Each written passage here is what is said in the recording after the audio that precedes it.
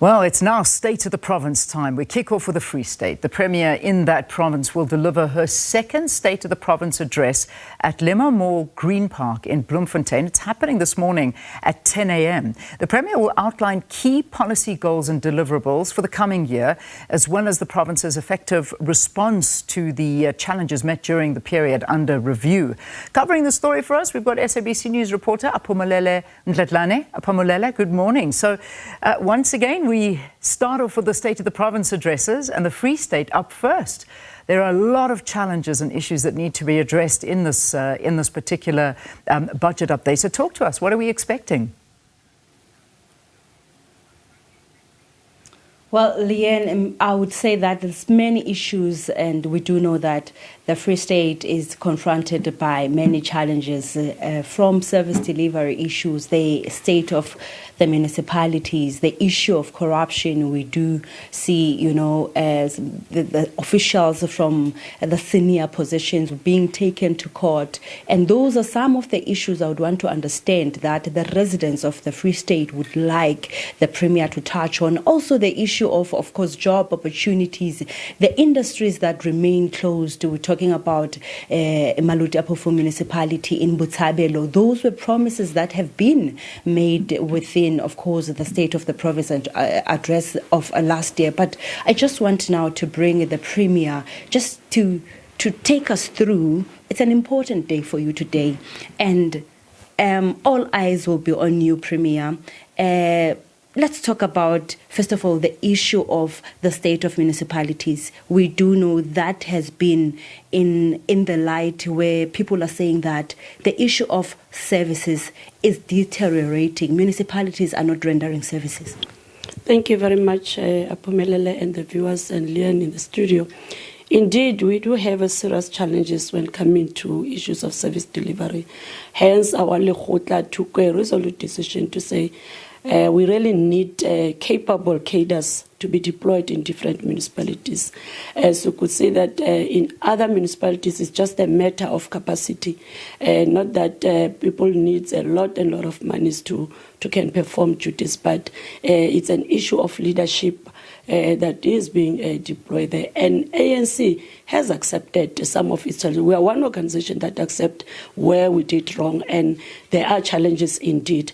But from the provincial point of view, we are indeed trying our best to intervene. One example can be in different municipalities, your Machabeng. Despite the issue of a court order, we were already in that municipality, myself and the MEC of Kokta. We started the process of trying to engage and understand what are the issues that are really affecting our communities. But like I'm saying, we really need dedicated and capable cadres to assist us in addressing these issues of service delivery. For instance, we need not shy away from making sure that people also do pay their services.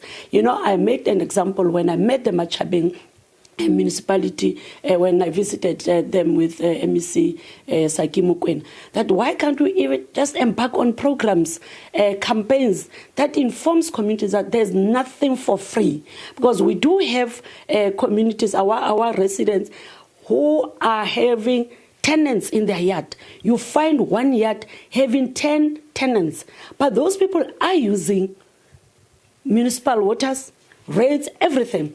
But no one is bothering to pay services to municipalities, because the issue of revenue collection is also affecting our service delivery, because our people believe in everything that is free of charge. We really need to embark on campaigns that we inform people that there's nothing for free. And there's one example that I always make when I address people, that we are able to pay for other channels on TVs, and we don't miss that. Can't we commit as communities to do that to municipalities and make sure that we are paying services so that municipalities can collect revenue? Because issue of revenue is also central in the whole matter, that people do not pay. That's one reality that we must face our communities with, especially on this one, that people are having tenants. You go around Mangaung, you find back rooms, you find double-story back rooms.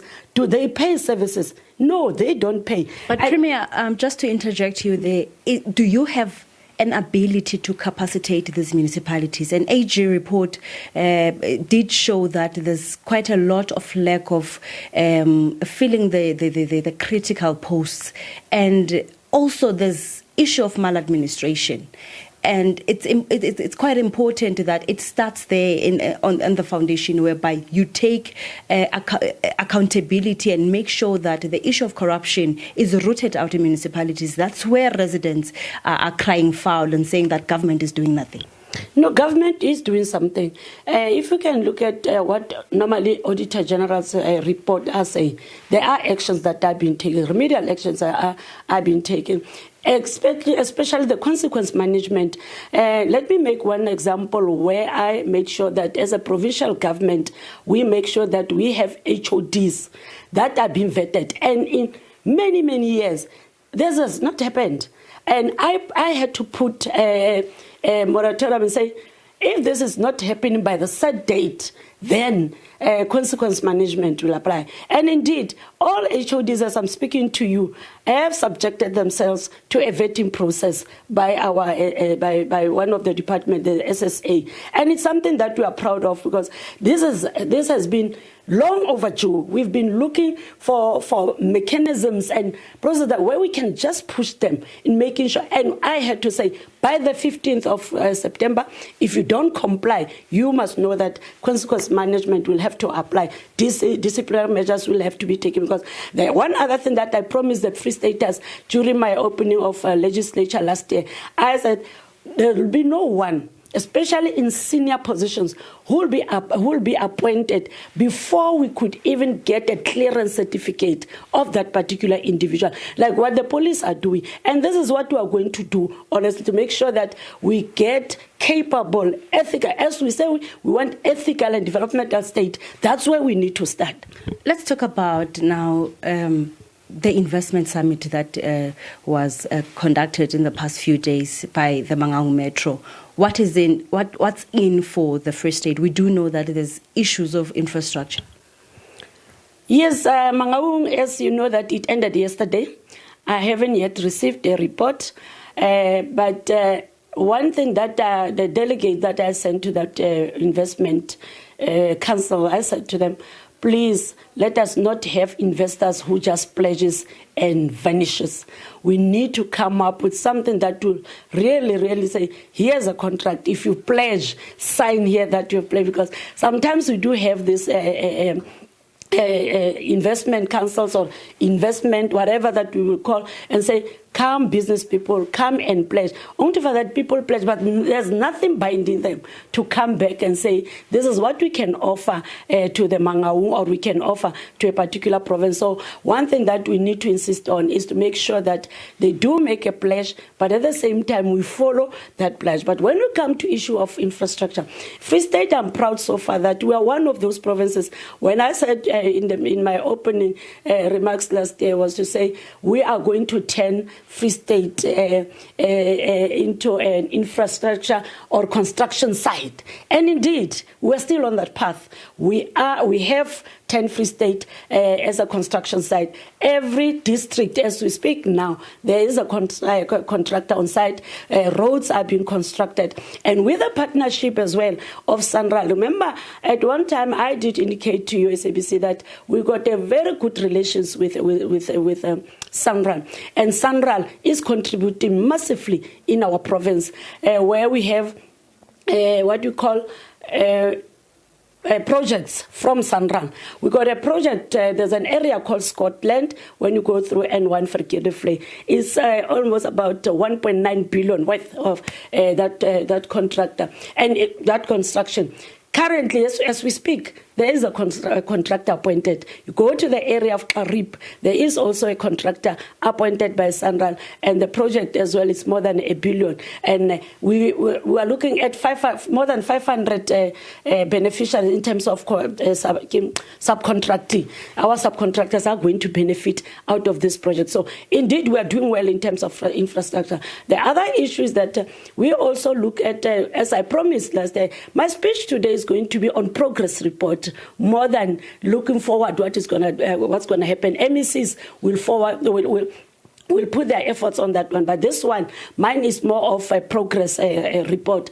We reported last year that we want to hand over and get rid of some of the land that we have as government, and indeed we've already identified some land where we'll just need partnership to come. Those who would like to build student accommodation, whatever, whether they like to just buy the property as it is and so on, we are going to dispose some of the land that is not being used. Just 30 seconds, Premier. The issue of jobs, 30 seconds. Job creation, like I said, like I indicated on the issue of Sandra, we also have the SEZ that we are now empowering, making sure that we attract more investors. And we do have commitment from other investors that they'll be investing for more than R1 billion in one of our SEZ, that is Maluti SEZ, Maluti Kufu. Well, that is what we are having from the Premier of the Free State. All eyes will be on her as she will be delivering her second State of the Province address. It's back to you.